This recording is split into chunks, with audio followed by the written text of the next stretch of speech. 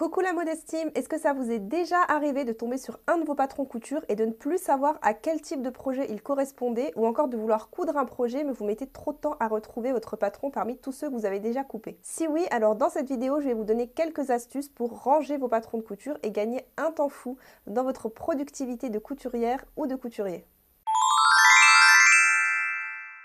Avant de commencer, pour ceux qui débarquent sur la chaîne, moi c'est Mariam, je suis formatrice couture et cofondatrice de la méthode Modesty Couture Class, la seule méthode qui vous apprend à coudre vos vêtements et accessoires en un temps record sans bouger de chez vous. C'est une méthode que j'ai fondée avec mon amie Louisa, qui est formatrice également, et si vous le souhaitez, pour avoir un petit aperçu de cette méthode, on vous offre gratuitement une formation dans laquelle on vous donne nos meilleurs conseils pour éviter les pires erreurs en couture. Pour s'y inscrire, il suffit de cliquer sur le lien que je vous ai mis juste en dessous de la vidéo. Alors, c'est parti pour les astuces rangement de patron. Je vais prendre un patron avec moi et je vais vous expliquer comment faire pour le ranger astucieusement. Ici, j'ai le patron de la jupe Zia, c'est un patron qu'on propose sur notre formation Modesty Couture Class. En fait, le problème qui se pose quand on a un patron comme ça, c'est que généralement, on se contente d'écrire à quoi correspond la pièce. Par exemple, ici, on a le dos à couper 2 fois, le devant à couper 1 fois, ici, je vois que j'ai la ceinture, et ici, je vois que j'ai les pièces de la poche. Si on se contente d'écrire ça, c'est là que ça va être la catastrophe. Donc la première chose à faire, ça va être de mettre des annotations qui pour moi sont primordiales sur toutes les pièces de patron et c'est ça qui va vous permettre de vous y retrouver en un simple coup d'œil. Ici, comme vous le voyez, j'ai 5 pièces. Je vais noter sur chacune de mes pièces un numéro en commençant par les pièces les plus grosses. Par exemple, j'ai ici le devant. Je sais que ça va être ma pièce numéro 1 sur 5. Ça, c'est très important. On ne se contente pas d'écrire juste un seul numéro, on écrit bien que c'est la pièce numéro 1 sur 5. Le dos, je sais que ça va être la pièce numéro 2 sur 5. Ensuite, j'ai ma ceinture, pièce numéro 3 sur 5.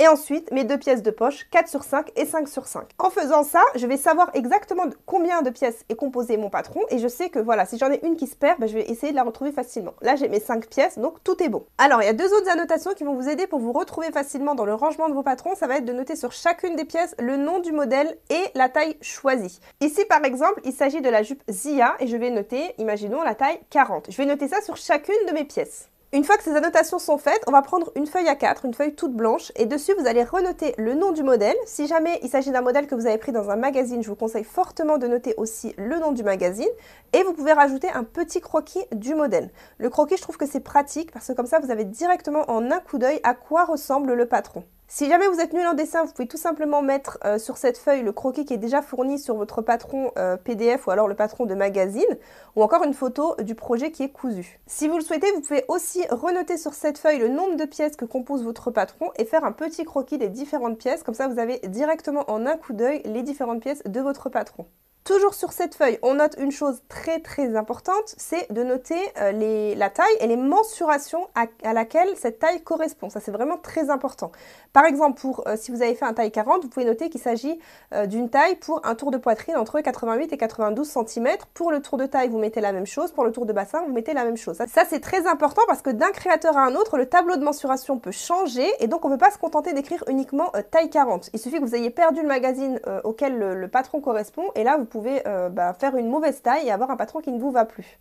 Ensuite, au dos de cette feuille, moi je vous invite à marquer des petits détails qui peuvent vous servir au moment de la couture. Imaginons que vous avez déjà cousu ce modèle, vous pouvez noter des petites erreurs que vous avez faites ou alors des choses auxquelles il faut vraiment faire attention au moment de la couture. Vous pouvez noter tout ça au dos de cette feuille. Ensuite, je viens glisser cette feuille dans une pochette plastifiée et je vais y rajouter toutes les petites pièces de mon patron. Ces petites pièces-là, je peux les plier si besoin. Ensuite, je pourrais les repasser parce qu'il s'agit du papier de soie et le papier de soie se repasse très bien. Je vais les rentrer à l'intérieur, comme ça je suis sûre de ne pas les perdre. Et je vais attacher cette feuille à un cintre à pantalon. Ensuite, pour les grosses pièces, je vais directement les attacher sur le cintre parce qu'elles ne rentrent pas dans ma feuille plastifiée. Alors, ce genre de cintre, on en trouve chez Ikea, mais je pense qu'il y en a aussi dans d'autres enseignes. Et je trouve que c'est la solution la plus pratique pour ranger ses patrons parce qu'après, il suffit de les accrocher dans sa penderie et ça permet de garder un papier bien lisse et ne pas avoir à le plier dans tous les sens. Alors, pour ceux qui n'ont pas la possibilité de ranger comme ça, voici une autre idée, c'est de prendre tout simplement une enveloppe craft en format A4 ou A3. Je pense que ça peut se trouver aussi.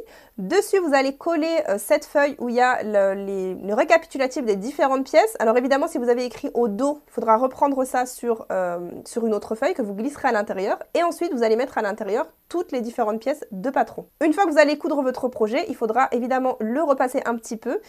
Utilisez le fer sans vapeur pour ne pas abîmer le papier, parce que c'est vraiment très important d'avoir un papier à patron qui est bien lisse au moment de la découpe. Alors, je trouve que cette technique est un peu moins pratique pour les patrons de vêtements, mais ça permet quand même d'avoir une certaine organisation avec vos patrons. Par contre, c'est vraiment très bien pour les petits projets, comme les projets d'accessoires. C'est ce que je fais généralement, je ne les range pas sur un cintre à pantalon, je les range plutôt de cette manière-là. Et comme ça permet aussi de classer en fait tout ce qui est projet d'accessoires d'un côté et projet de vêtements d'un autre. Alors maintenant, parlons un petit peu des patrons A0. Vous savez, c'est les patrons vraiment grand format qu'on imprime directement en imprimerie spécialisée. Alors, il y a deux possibilités. Soit vous avez directement acheté le patron imprimé auprès d'un créateur. Dans ce cas-là, généralement, il est déjà plié, rangé dans une jolie pochette. Donc là, pour le ranger, c'est vraiment très simple. Si jamais par contre vous aviez acheté un patron PDF où il y avait les deux formats, format A0, format A4, et que vous avez décidé de l'imprimer vous-même en imprimerie, je trouve que la meilleure façon de faire, ça va être de le rouler sur lui-même pour ne pas l'abîmer.